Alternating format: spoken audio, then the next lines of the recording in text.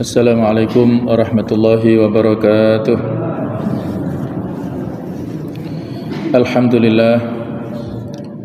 Alhamdulillahilladzi arsala rasulahu bil huda wa dinil haqq liyudhhirahu 'ala dini kullihi wa kafa billahi shahida. Ashhadu an la ilaha illallah wahdahu la syarika lah wa ashhadu anna Muhammadan 'abduhu wa rasuluh la nabiyya ba'dah. Allahumma salli wa sallim ala sayyidina wa habibina wa maulana Muhammad wa ala alihi wa ashabihi wa man sara ala nahjihi wa da'a bi da'watihi ila yaumil qiyamah. Allahumma inna nas'aluka ilman nafi'a wa na'udzu bika min ilmin la yanfa'. Subhanaka la ilma lana illa ma 'allamtana innaka antal alimul hakim wa tub 'alaina innaka antat tawwabur rahim. Rabbi shrah li sadri wa yassir li amri wa hlul 'uqdatam min lisani yafqahu qawli. Amma ba'd. Para jamaah, Bapak Ibu sekalian rahimakumullah, marilah kita lanjutkan kajian surah Al-Baqarah ayat 44 sampai 48 yang pada paragraf ini berjudul contoh-contoh keburukan moral kaum Yahudi.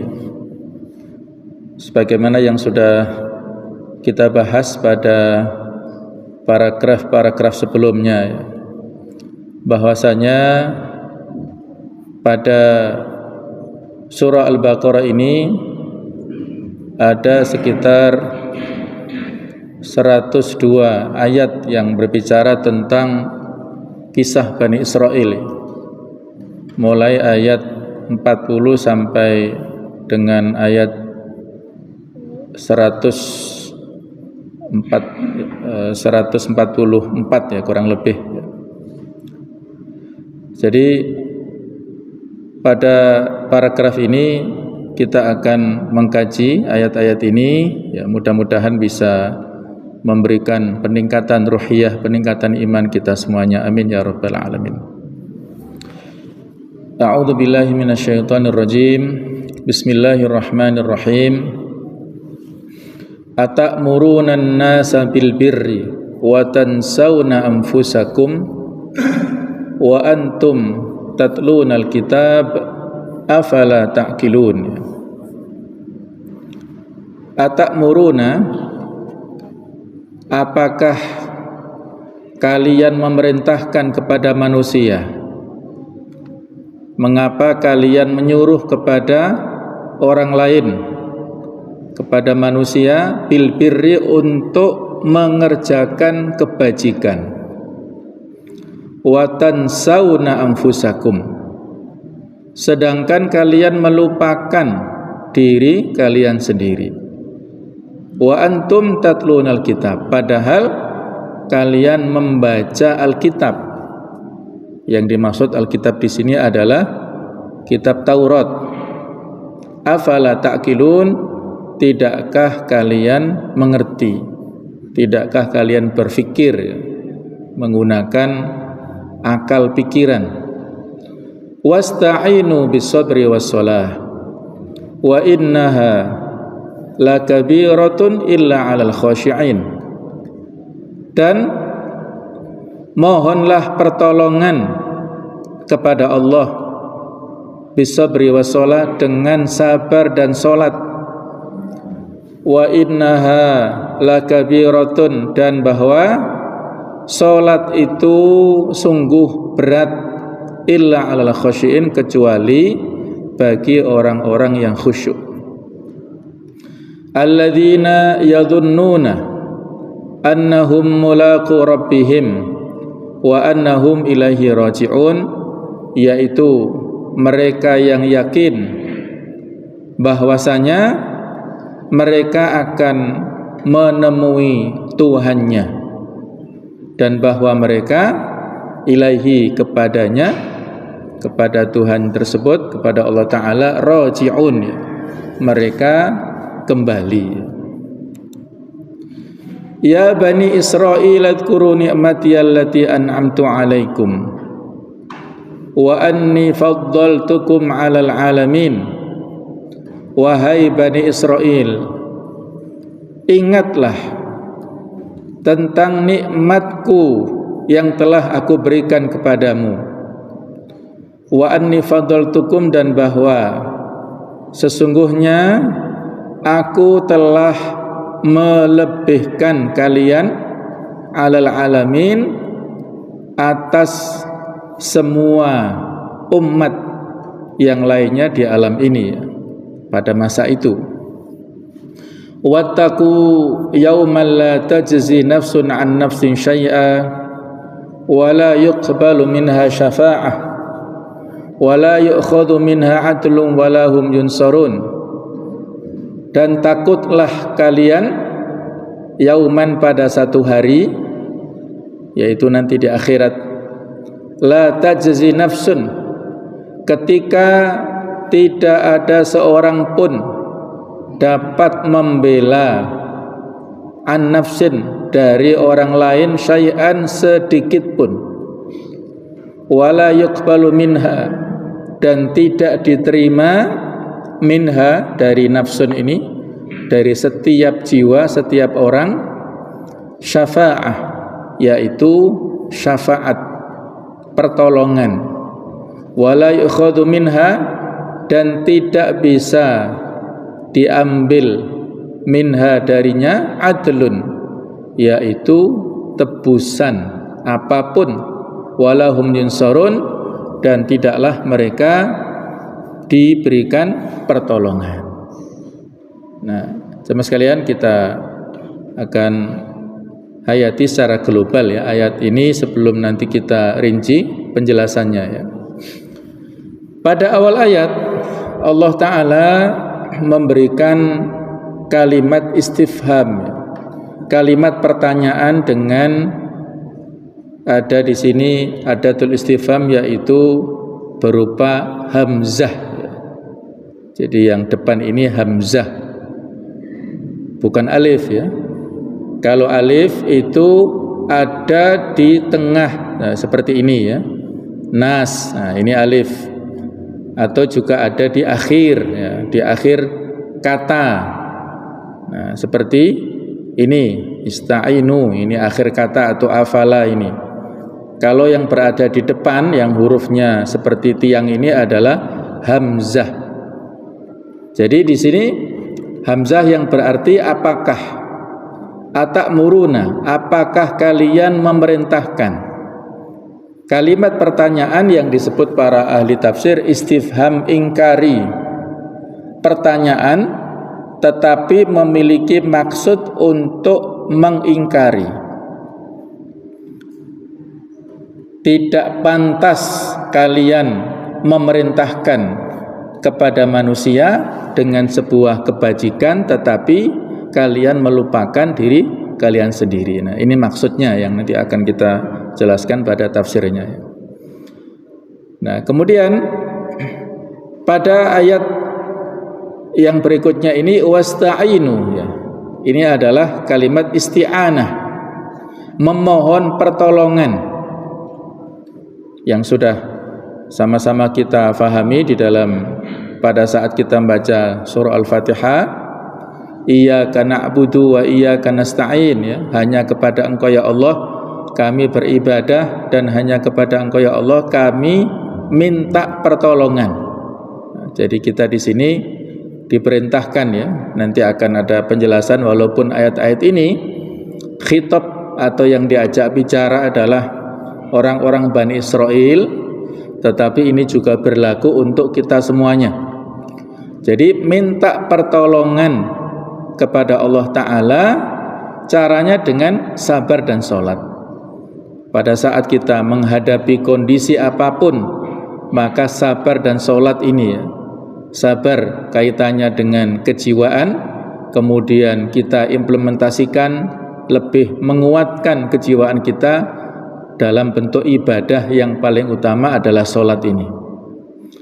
Kemudian alladzina yadhunnuna, kata-kata dzon di sini sebenarnya awalnya adalah artinya persangkaan, tetapi yang dimaksud di sini adalah keyakinan ya. Mereka yakin akan bertemu dengan Allah pada saat nanti di akhirat kita kembali kepada Allah Ta'ala ya. Kemudian pada ayat 47 ini memperkuat tentang peringatan yang diberikan Allah Ta'ala kepada Bani Israel ya. Sudah kita jelaskan pada ayat-ayat sebelumnya ya. Jadi Israel itu adalah merupakan laqab ataupun sebutan panggilan nama lain dari Nabi Yakub alaihissalam. Jadi Nabi Yakub ini memiliki gelar yaitu Israel, yang banyak maknanya. Di antara Abdullah bin Abbas mengatakan makna Israel adalah dari dua suku kata, yaitu Isra dan Il. Isra adalah artinya hamba, Il adalah Allah. Jadi Israel adalah hamba Allah. Ada yang mengatakan kekasih Allah. Jadi inilah nama lain daripada Nabi Yakub alaihissalam. Kemudian putra-putranya yang berjumlah 12 orang. Ada Nabi Yusuf, ada juga yang sekarang lagi populer sedang kita bahas di sini adalah Yahuda. Nah, itu adalah salah satu putra daripada Nabi Yakub ini. Nah, jadi keturunan Yahuda inilah yang akhirnya banyak malang melintang ya. Nah, kemudian kalau Musa, Nabi Musa ini dari Lawi. Lawi itu kakeknya Nabi Musa yang merupakan salah satu putra daripada Nabi Yakub. Jadi Nabi Musa sendiri bukan keturunan langsung daripada Yahuda ini, sehingga ada beberapa persoalan yang dipermasalahkan oleh mereka ya. Jadi ini peringatan kepada Bani Israel yang mana Allah Ta'ala telah banyak memberikan nikmat. Nanti pada paragraf sesudahnya kita akan mengkaji ada 10 nikmat yang diberikan Allah Ta'ala kepada Bani Israel ini. Nah, di sini Allah mengingatkan kepada Bani Israel supaya selalu mengingat nikmat yang telah diberikan Allah kepada mereka semuanya, dan mereka ini diutamakan di atas umat-umat yang lainnya pada saat itu. Jadi ini berlaku pada masa mereka, tidak berlaku sampai sekarang. Nah, jadi dengan ayat inilah salah satu yang menjadi latar belakang ya dari keturunan Nabi Yakub ini, atau disebut Bani Israel yang sekarang merajalela adalah orang-orang Yahudi ya. Ini merasa lebih mulia daripada umat-umat yang lainnya, walaupun secara kuantitas jumlah mereka lebih sedikit, bahkan minoritas ya, dibandingkan dengan jumlah kaum agama yang lainnya. Kalau sekarang ini maksudnya ya, walaupun tidak secara runtut ya. Setelah kita sebutkan apakah ada kesamaan antara Bani Israel dengan negara Israel, ya berbeda ya. Tapi kalau sisi keyakinan atau agama, orang-orang yang ada di negara Israel mayoritas adalah orang-orang yang beragama Yahudi ya. Mereka penduduk Israel sekitar 9,2, nah 6,9 itu adalah beragama Yahudi ya, 6,9 jutaan ya. Mirip-mirip dengan keberadaan mereka di Amerika. Jadi orang Yahudi yang terbanyak itu berdomisili di Amerika dan di negara Israel ini. Tidak semua orang-orang Israel ini beragama Yahudi, ada juga yang sebagian kecil Muslim. Nah, jadi berbeda antara Bani Israel yang dulu dengan negara Israel yang menjajah Palestina ya. Mereka pada saat setelah Perang Dunia Pertama ya, dengan kekalahan Turki Utsmani, yang sebelumnya Palestina ini ada menjadi kawasan kekuasaan Turki Utsmani ya. Tetapi setelah kekalahan pada Perang Dunia Pertama, maka direbut ya, kekuasaan tersebut oleh sekutu dan diberikan mandat kepada Inggris untuk mengelola kawasan Palestina, dan Inggris bersekongkol dengan orang-orang Yahudi ya. Mereka memberikan janji untuk memberikan kawasan. Nah, maka diberikanlah oleh Kementerian Luar Negeri Inggris atas mandat dari negara Inggris untuk diberikan sebagian wilayah Palestina ini kepada orang-orang Yahudi supaya mereka mendapat tempat pemukiman setelah mereka terlunta-lunta sekian lama di negara-negara dan mereka sempat dibantai di Jerman oleh Nazi itu. Nah, jadi mereka dikasih kawasan untuk bermukim di Palestina ini. Nah, akhirnya lewat resolusi PBB tahun nomor 181 ya, maka pada saat itu tahun 47 negara Palestina yang sebelumnya milik kaum muslimin akhirnya lewat keputusan PBB tersebut menjadi dibagi-bagi. Kawasan Yerusalem itu menjadi kawasan internasional. Kemudian selebihnya itu 55% diberikan kepada orang-orang Israel dan 45% diberikan kepada Palestina. Ini kan aneh ya. Ini negeri kaum muslimin, negeri Palestina, tapi justru mereka mendapatkan lebih kecil porsinya, 45% saja. Dan orang-orang Israel yang mendapatkan 55% ini. Kemudian pada tahun 48 ya, 14 Mei 48 negara Israel ini diproklamasikan secara sepihak. Berdirinya negara Israel ini yang setelah itulah mereka semakin merajalela, menguasai Baitul Maqdis, menguasai Masjidil Aqsa, terus sampai sekarang kawasan Palestina semakin mengecil dan semakin mengecil. Nah, inilah kejadian yang ada di belahan bumi sana ya, yang kita selalu berusaha memberikan dukungan ya, minimal dengan doa-doa terbaik kita untuk saudara-saudara kita di Palestina ya, supaya mereka mendapatkan kemerdekaannya, mendapatkan hak asasi kemanusiaan yang saat ini sudah dilanggar dengan kejam oleh orang-orang Israel ini ya. Nah, jadi ada keterkaitan, tetapi ada penjelasan-penjelasan tadi ya, yang mereka pada saat dulu memang mendapatkan kemuliaan pada saat Nabi Musa diutus kepada mereka, tetapi karena mereka tidak sanggup mensyukuri segala nikmat itu, tidak bisa amanah, maka justru nikmat-nikmat itulah yang menjadikan mereka mendapatkan sekian banyak azab di dunia, lebih-lebih nanti di akhirat ya. Baik, berikutnya tentang sebab turunnya ayat ke-44 ini ya.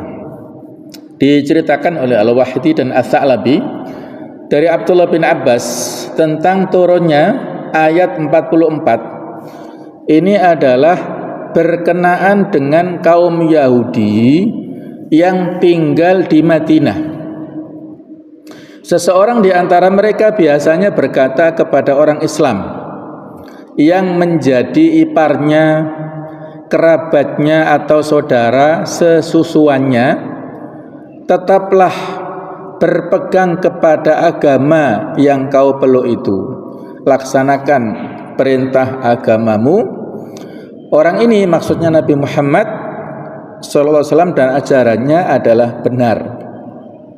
Mereka menyuruh orang lain berbuat demikian, tetapi mereka sendiri tidak melakukannya.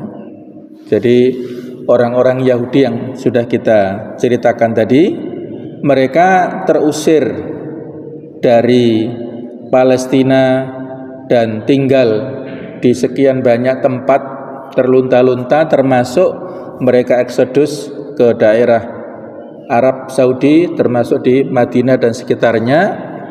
Ada 3 kabilah Yahudi yang besar tinggal di Madinah, yaitu ada Bani Qainuqa, ada Bani Nadir, ada juga Bani Quraidah. Ini 3 komunitas besar Yahudi yang tinggal di sekitar Madinah. Nah, pada saat Nabi Muhammad SAW datang hijrah ke Madinah, mereka sudah bercokol di sana sudah lama, bahkan punya pasar, menguasai perekonomian Madinah pada saat itu ya. Jadi Madinah dalam kondisi yang heterogen, yang bermacam-macam latar belakang kabilah dan agamanya, ini hidup secara rukun ya dalam naungan Daulah Islamiyah. Untuk mengurus urusan-urusan internal kaum muslimin, Rasulullah melakukan pendirian masjid. Jadi ada 3 strategi Nabi pada saat hijrah ke Madinah, membangun masyarakat baru. Yang utama adalah dengan membangun masjid sebagai pusat peribadatan dan pusat pengelolaan masyarakat atau pemerintahan bahasa sekarang ya. Kemudian yang kedua adalah mempersaudarakan antara orang-orang muhajirin dan orang-orang ansor. Orang-orang muhajirin yang hijrah dari Mekah ini tidak membawa apa-apa, maka mereka dipersaudarakan dengan penduduk Madinah, orang-orang ansor. Mereka saling bersaudara dan saling menolong ya. Kemudian yang ketiga, Nabi membuat Piagam Madinah, Wathiqatul Madinah. Piagam Madinah ini fenomenal ya, sebuah perjanjian kerjasama antara kaum muslimin dengan orang-orang non-muslim, termasuk orang-orang Yahudi sini ya. Jadi kerjasama untuk saling rukun, saling bekerja sama dalam hal-hal yang baik, menjaga kondisi ya. Tetapi karena orang-orang Yahudi yang ada di Madinah dan ini menjadi karakter mereka ya, itu tidak punya sifat amanah, tidak bisa dipercaya. Akhirnya mereka satu demi satu 3 kabilah ini melakukan pengkhianatan. Diawali dari kisah bagaimana pengkhianatan orang-orang Bani Qainuqa. Mereka ini punya keahlian dalam hal membuat senjata, membuat perabot-perabot rumah tangga yang sifatnya itu dari besi ataupun dari kaleng-kaleng ataupun dari yang seperti itulah. Mereka ahli dalam bidang itu. Ketika orang-orang kaum muslimin memenangkan peperangan dengan orang-orang Quraisy pada perang Badar, itu orang-orang Bani Qainuqa malah mengejek ya, meremehkan kepada kaum muslimin. Nah, pada puncaknya ada kejadian yang terjadi pada saat di pasar ya, mereka punya pasar dan ada satu muslimah yang saat itu memilih emas di pasar ini sambil duduk memilih-milih dagangan.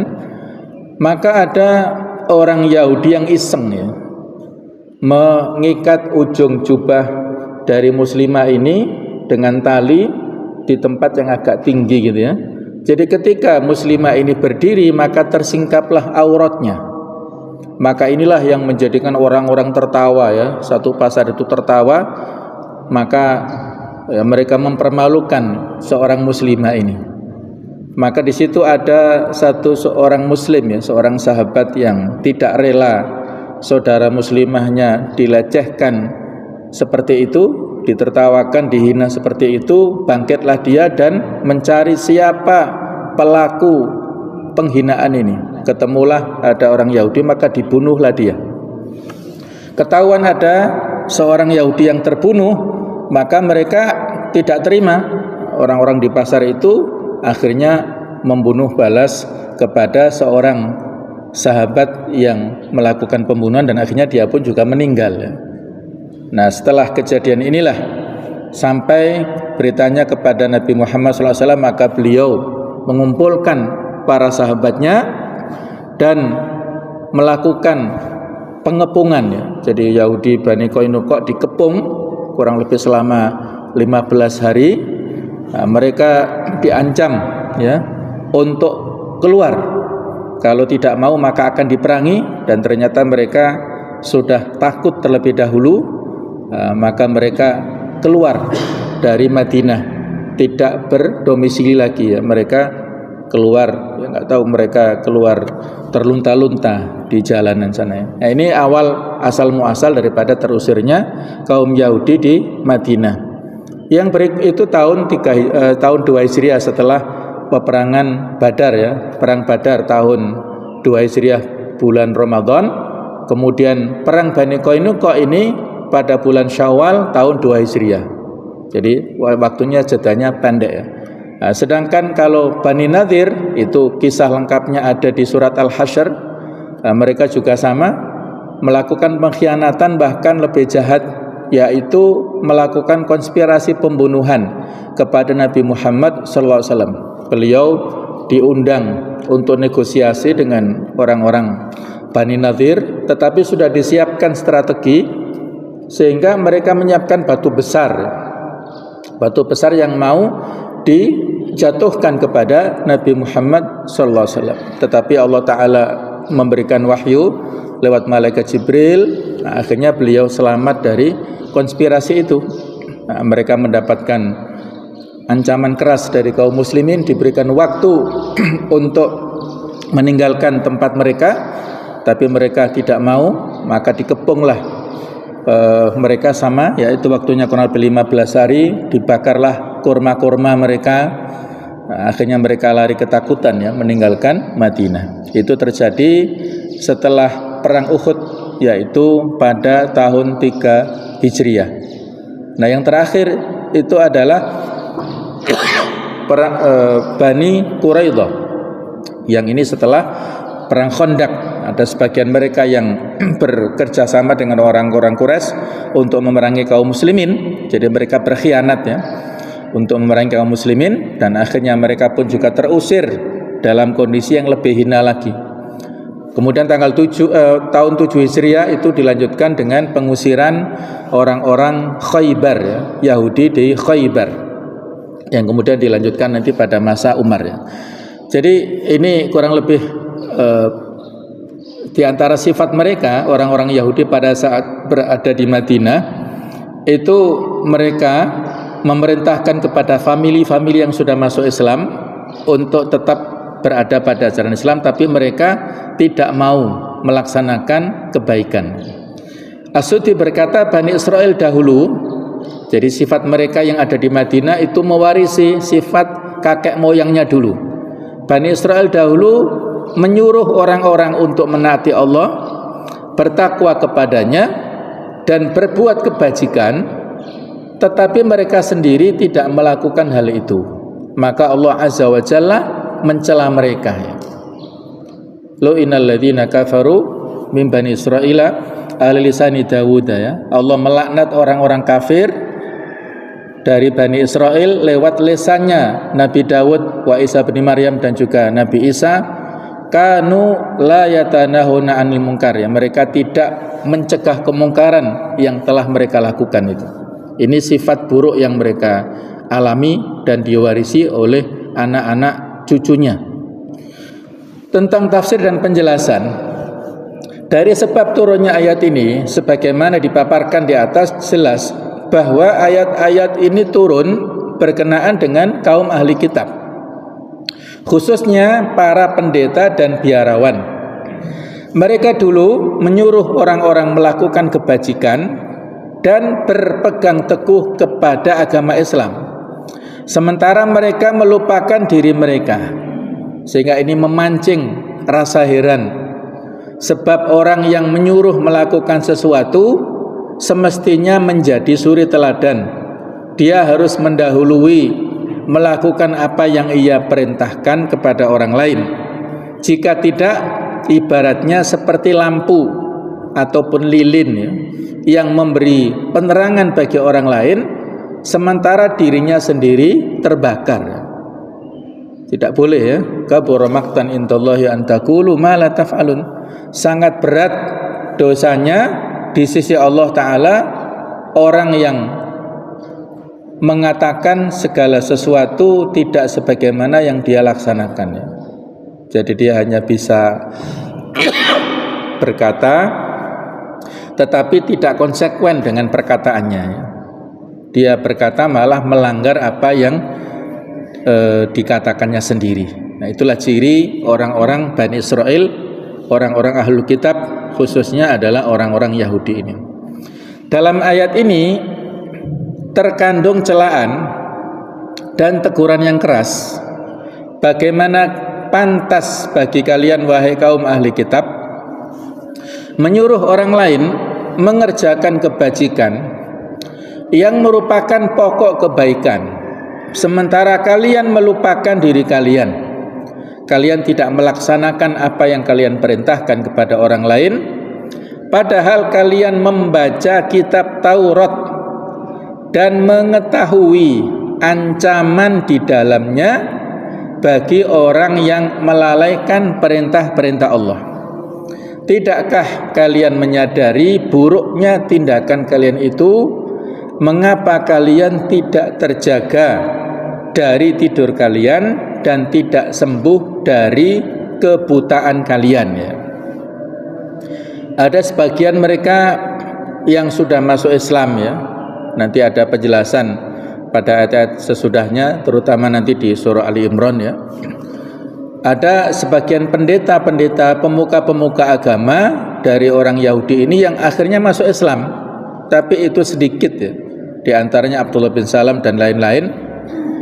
Nah, orang-orang yang telah masuk Islam ini nantinya diolok-olok, diejek oleh sesama agamanya mereka sendiri ya.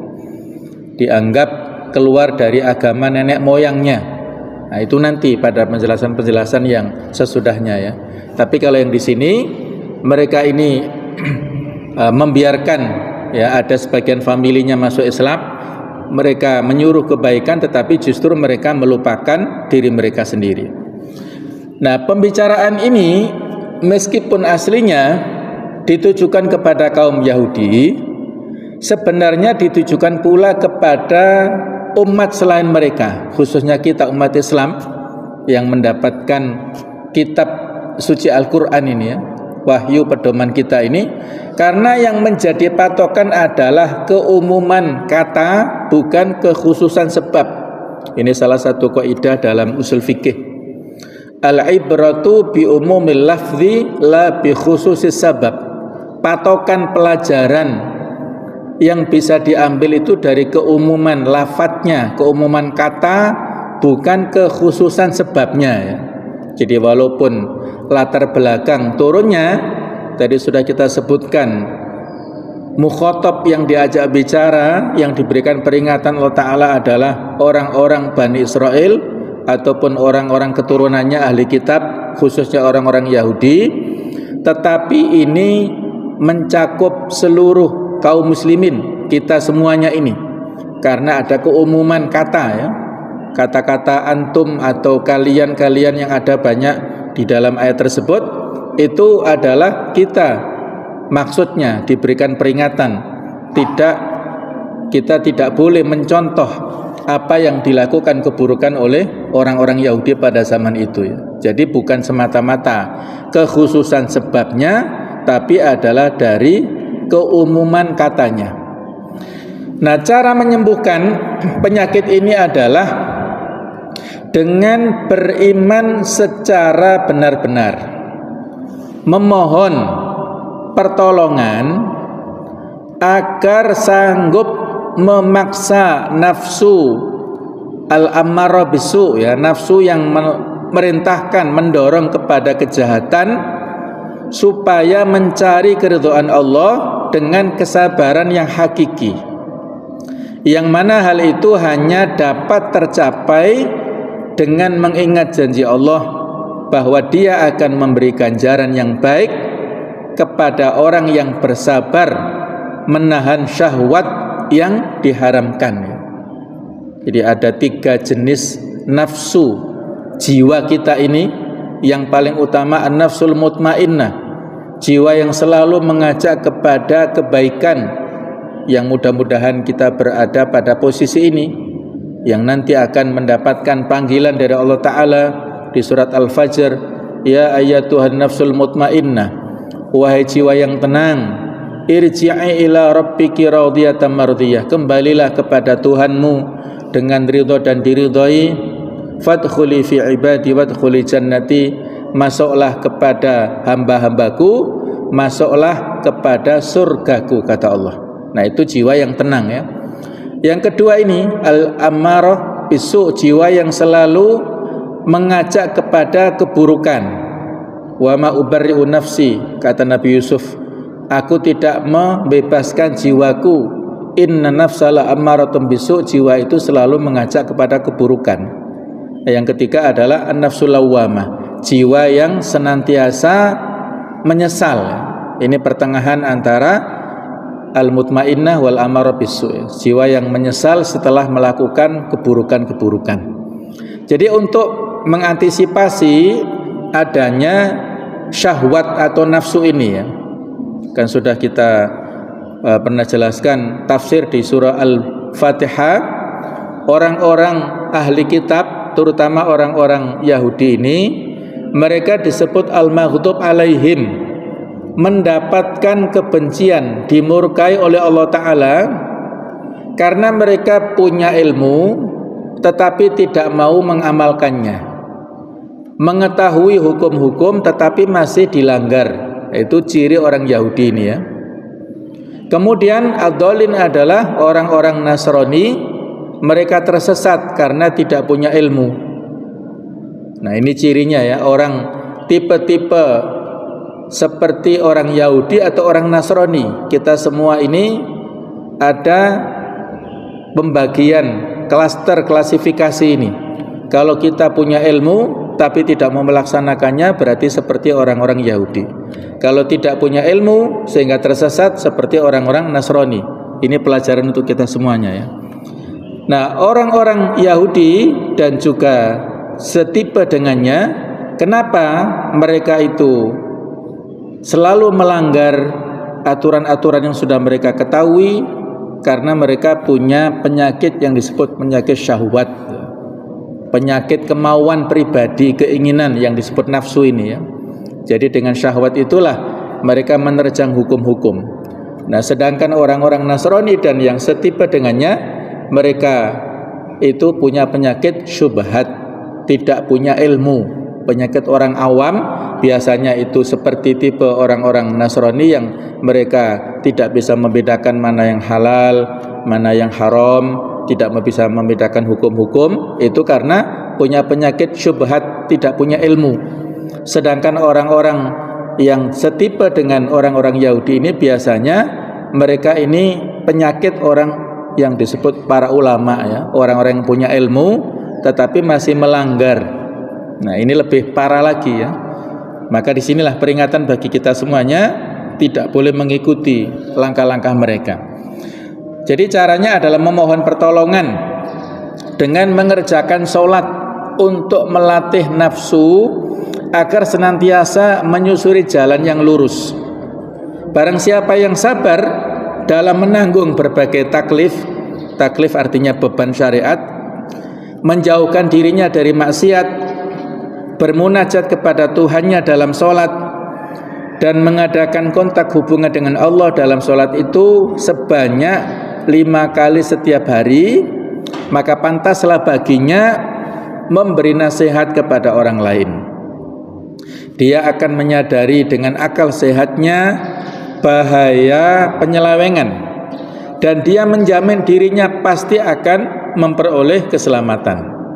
Ini karena amar ma'ruf adalah jelas, ia wajib atas orang yang berilmu, dan yang lebih wajib dari itu adalah si penasehat melaksanakan apa yang dinasihatkannya itu, memulai dari diri sendiri, tidak ketinggalan dari orang-orang yang disuruhnya melakukan perbuatan itu. Mulai dari diri sendiri, mulai dari sekarang, dan mulai dari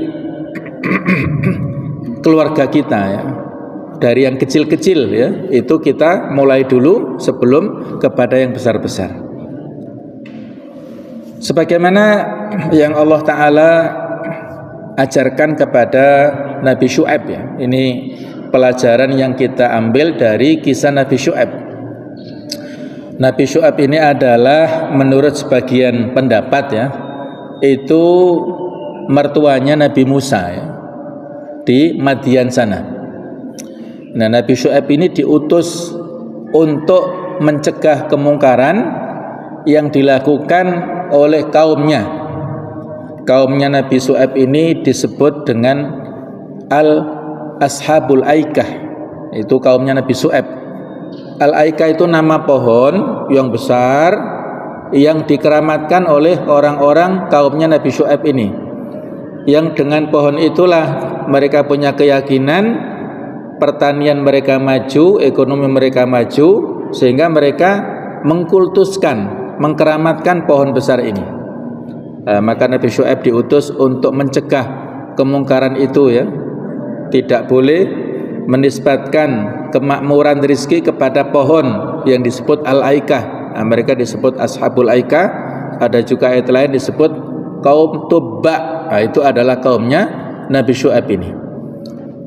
Nah, Nabi Syu'aib ini berkata kepada kaumnya, qala ya qaumi. Nabi Syu'aib berkata, wahai kaumku, ara'aitum in kuntu ala bayyinatin min rabbi wa razaqani minhu rizqan hasana. Terangkan kepadaku jika aku mempunyai bukti yang nyata dari Tuhanku dan aku dianugerahkannya rizki yang baik, pantaskah aku menyalahi perintahnya? Wa ma uridu an ukhalifakum ila ma anhakum anhu. Ini stresnya di kalimat ini ya. Aku tidak bermaksud menyalahi kamu terhadap apa yang aku larang darinya. In uridu ilal islaha mastata'tu. Aku hanya bermaksud mendatangkan perbaikan selama aku masih sanggup.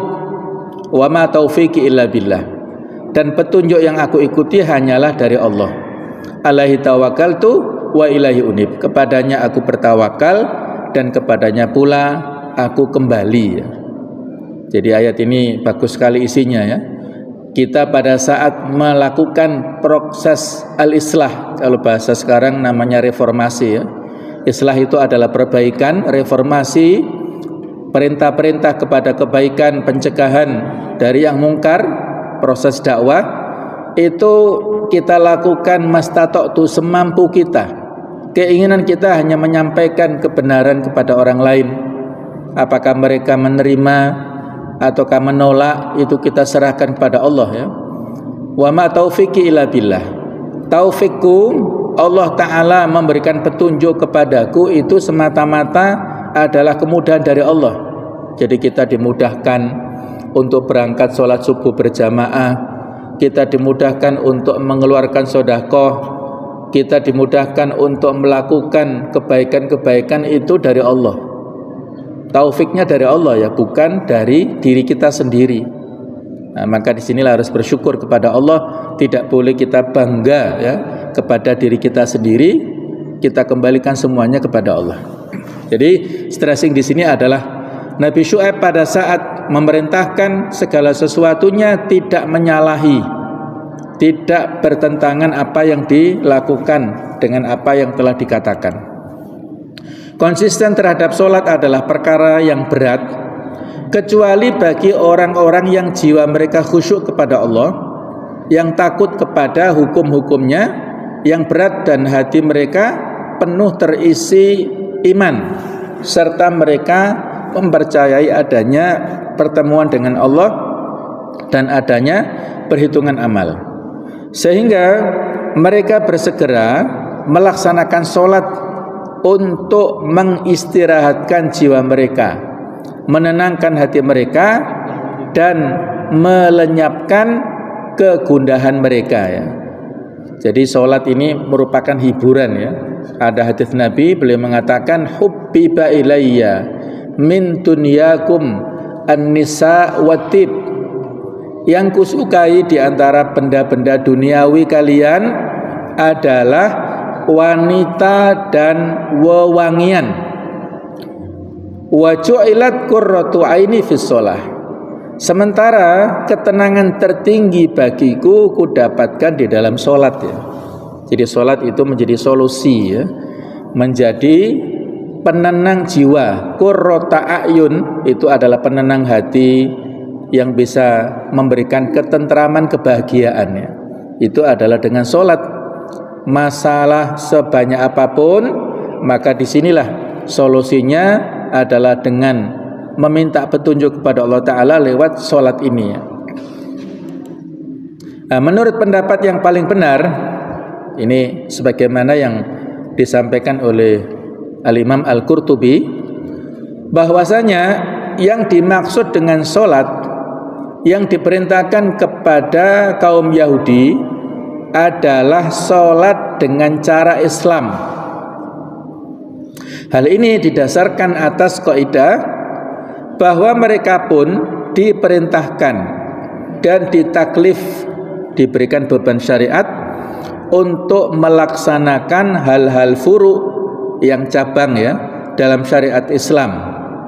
Juga karena sholat yang diperintahkan kepada mereka adalah sholat yang mengandung rukuk sebagaimana disebutkan dalam ayat di atas, sementara sholat mereka tidak ada rukuknya, sebagaimana sudah kita singgung sebelumnya ya. Warka'u ma'ar raki'in, rukuklah kalian bersama orang-orang yang rukuk. Karena sholat yang dilakukan oleh orang Yahudi ini dengan berdiri ya, terutama mereka biasanya di tembok ratapan di komplek Masjidil Aqsa, ada tembok ratapan, mereka berdiri di samping tembok dan sambil menunduk-nundukkan wajahnya. Nah, itulah tradisi ataupun ritual yang dilakukan oleh orang-orang Yahudi ya. Tidak ada rukuknya, tidak ada sujudnya. Jadi ibadahnya modelnya seperti itu. Allah memaknai ungkapan dzon ataupun menduga ya dalam firman-Nya, alladzina yadhunnuna tadi, yang artinya awalnya kan dzon itu persangkaan ya, untuk mengisyaratkan bahwa orang yang sekedar menduga adanya pertemuan dengan Allah tidak akan merasa berat menunaikan sholat, maka apalagi orang yang meyakini hal itu ya. Jadi kalau yang menduga saja itu mereka punya semangat untuk sholat, apalagi yang memang betul-betul yakin, pasti mereka orang yang semangat ya. Ini adalah sebab yang lain selain karena mereka melupakan diri sendiri, padahal mereka membaca Taurat sehingga mereka mendapat celaan dan teguran ya. Jadi mereka ini orang-orang yang pinter-pinter ya. Jadi sudah kita sampaikan jumlah mereka minoritas orang-orang Yahudi, tetapi berhasil menguasai posisi-posisi yang strategis di dunia dengan kecanggihan ilmunya itu ya. Nah, mereka ini orang-orang yang diberikan Allah Ta'ala kelebihan seperti itu tidak bersyukur, dan mereka tidak bisa menunaikan kewajiban-kewajiban yang telah dibebankan Allah Ta'ala kepada mereka, terutama adalah seperti kewajiban yang dilaksanakan oleh kita kaum muslimin. Dalam hal ini adalah sholat. Jadi ini teguran yang berat kepada mereka. Dalam soal pemberian perintah dan motivasi orang lain agar menyukai perkara yang diperintahkan, sangat baik jika orang itu diingatkan tentang nikmat-nikmat ilahi. Oleh sebab itu Allah kembali mengingatkan kepada kaum ahli kitab akan nikmat-nikmat yang telah dianugerahkannya kepada leluhur mereka serta kepada diri mereka sendiri. Diingatkannya bahwa Dia, Allah Ta'ala, telah melebihkan mereka atas umat-umat lain di zaman mereka dulu, dan bahwa Dia telah mengangkat nabi-nabi di antara mereka ya. Tetapi ketika kaum muslimin datang, maka posisi orang-orang ahli kitab ini menjadi tergusur ya, dengan Allah Ta'ala berfirman di surat Ali Imran 110, kuntum khaira ummah ukhrijat linnas, kalian adalah umat yang terbaik yang ditampilkan untuk manusia. Nah, itu merevisi posisi orang-orang Yahudi ataupun orang-orang ahli kitab yang dulunya diberikan kemuliaan Allah Ta'ala. Nah, kalimat ayat ini tidak hanya ditujukan kepada jamaah, melainkan juga ditujukan kepada setiap individu. Sebab masing-masing orang yang bertanggung jawab atas dirinya sendiri, maka hendaklah setiap manusia takut ya kepada hari yang penuh kegoncangan. Satu-satunya jalan untuk mendapat keselamatan pada hari itu adalah dengan bertakwa kepada Allah, baik pada saat sepi ataupun ramai. Pada hari itu semua hal tiada gunanya kecuali bagi orang yang telah beramal soleh sebagai bekal dirinya. Pada saat itu syafaat tidak akan diterima tebusan juga tidak bermanfaat, dan orang-orang yang melalaikan kewajiban tidak akan terhindar dari azab. Berikutnya tentang fikih kehidupan atau hukum-hukum. Setiap orang yang melalaikan kewajibannya layak mendapatkan hukuman dan celaan. Kecaman di dalam ayat ini disebabkan tidak melakukan kebajikan, bukan disebabkan menyuruh berbuat kebajikan. Kaum Yahudi mendapat celaan ini karena mereka dulu menyuruh orang lain melakukan perbuatan-perbuatan bajik, tetapi mereka sendiri tidak melakukannya. Kecaman ini tambah berat bagi orang yang berilmu, yang tidak beramal sesuai dengan ilmu yang dimilikinya. Orang yang tahu tidak sama statusnya dengan orang yang tidak tahu. Akal sehat tidak dapat menerima keadaan demikian dari siapapun ya. Kalau orang awam melakukan kesalahan mungkin masih bisa ditolerir ya, tapi kalau orang yang punya ilmu melakukan kesalahan, ini yang lebih berat konsekuensinya. Dalam menaati perintah-perintah Tuhan dan tidak melanggarnya dibutuhkan kesabaran. Barang siapa sabar menahan diri dari maksiat, maka ia akan sabar menunaikan ketaatan. Salah satu kondisi paling khusus yang membutuhkan kesabaran adalah sholat. Di dalam sholat nafsu terpenjara dan semua organ tubuh terkekang dengan gerakan-gerakan sholat, sehingga tak dapat menuruti semua syahwat. Karena itu sholat sangat sulit bagi nafsu, berat sekali menahan kesukaran dalam mengerjakannya. Namun segala kesukaran itu terasa ringan bagi orang-orang yang khusyuk dan merendahkan diri kepada Allah.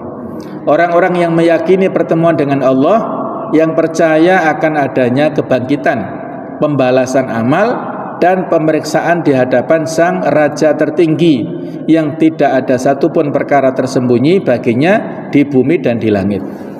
Keadaan akhirat tidak bisa dikiaskan pada keadaan dunia. Sebagaimana dibayangkan oleh kaum Yahudi dan umat-umat pemuja berhala lainnya, menurut pertimbangan keadilan Islam, tidak ada jalan untuk membebaskan para penjahat dari azab dengan membayar tebusan atau dengan syafaat seseorang. Pada hari akhir tiada yang berguna selain keridhaan Allah dengan amal soleh serta iman yang tertanam kokoh di dalam jiwa dan tercermin dalam tindak tanduk manusia. Keputusan terserah kepada Allah yang Maha Adil. Para pemberi syafaat dan penolong tidak berguna di hadapannya. Dia akan membalas kejahatan dengan setimpal dan membalas kebaikan dengan berlipat ganda. Sebagaimana Allah Ta'ala berfirman di surat As-Saffat ya, ayat 24 sampai 26. Ini posisi kita pada saat di akhirat. Waqifuhum innahum mas'ulun. Tahanlah mereka di tempat perhentian, karena sesungguhnya mereka akan ditanya. Malakum la tanasarun, kenapa kalian tidak saling tolong menolong? Bal humul yauma mustaslimun, bahkan mereka pada hari itu menyerahkan diri. Kemudian juga di surat Al-Anbiya 28, wala yashfa'una illa liman irtadha, mereka tidak memberi syafaat melainkan kepada orang yang diridhoi. Juga As-Saba ayat 23, wala tanfa'u syafa'atu indahu illa liman adzinalah, dan tiadalah berguna syafaat di sisi Allah melainkan bagi orang yang telah diizinkannya memperoleh syafaat itu ya.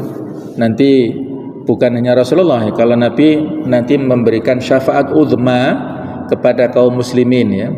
Tetapi selain Rasulullah itu ada yang diberikan hak untuk memberikan syafaat, tapi syaratnya ya Allah Ta'ala memberikan izin kepada yang memberi dan yang diberikan syafaat itu diridhoi. Ada dua syarat di ayat kursi yang biasa sering kita baca, man dzalladzi yashfa'u indahu illa bi'idnih, tidak ada yang sanggup untuk memberikan syafaat kecuali dengan izin Allah. Yaitu Al-Quran bisa memberi syafaat, puasa juga bisa memberi syafaat, dan sesama kaum muslimin nanti di akhirat itu dengan izin Allah itu juga bisa memberikan syafaat ketika masing-masing sudah masuk antara penduduk surga dan penduduk neraka itu. Syafaat tidak berarti Allah menarik lagi kehendaknya gara-gara memenuhi permintaan si pemberi syafaat. Syafaat hanya memperlihatkan kemuliaan bagi si pemberi syafaat itu dengan terrealisasinya apa yang telah dikehendaki Allah sejak zaman azali sesudah diucapkannya doa si pemberi syafaat. Mengakui adanya syafaat tidak bisa menjadi alasan bagi orang yang menipu dirinya, yang menyepelekan perintah-perintah dan larangan-larangan agama karena menggantungkan harapan kepada syafaat. Di akhirat kelak tiada yang berguna bagi seorang kecuali ketaatan kepada Allah. Pengutamaan Bani Israel atas umat lain tidak berlaku secara terus-menerus dan tidak bersifat umum atau menyeluruh, melainkan terbatas pada umat-umat zaman mereka dahulu dan terkait dengan kadar pelaksanaan mereka terhadap perintah-perintah Allah. Pengutamaan satu kaum tergantung kepada sejauh mana mereka mengerjakan hal-hal yang utama mulia dan meninggalkan hal-hal yang kecil. Kalau yang menjadi ukuran keutamaan adalah banyaknya para nabi di kalangan Bani Israel, itu memang benar dan tidak diragukan. Namun keutamaan ini tidak berarti bahwa tiap individu dari mereka lebih utama atau afdal daripada individu dari umat lain. Keutamaan tersebut lenyap apabila mereka menyimpang dari petunjuk para nabi mereka dan meninggalkan ajaran mereka. Inilah teman sekalian yang bisa kita sampaikan, yang kita jelaskan dari tafsir ayat-ayat ini. Semoga Allah Ta'ala memberikan ilmu kepada kita, menguatkan iman kita semuanya, dan senantiasa membimbing kita semuanya istiqomah dalam kebaikan sampai kita mendapatkan husnul khotimah, kita dikumpulkan di surganya Allah Subhanahu wa Ta'ala. Amin ya rabbal alamin. Mohon maaf atas segala kekhilafan. Kita akhiri dengan kafatul majlis. Subhanakallahumma bihamdik asyhadu an la ilaha illa anta astaghfiruka wa atubu ilaik. Wassalamualaikum warahmatullahi wabarakatuh.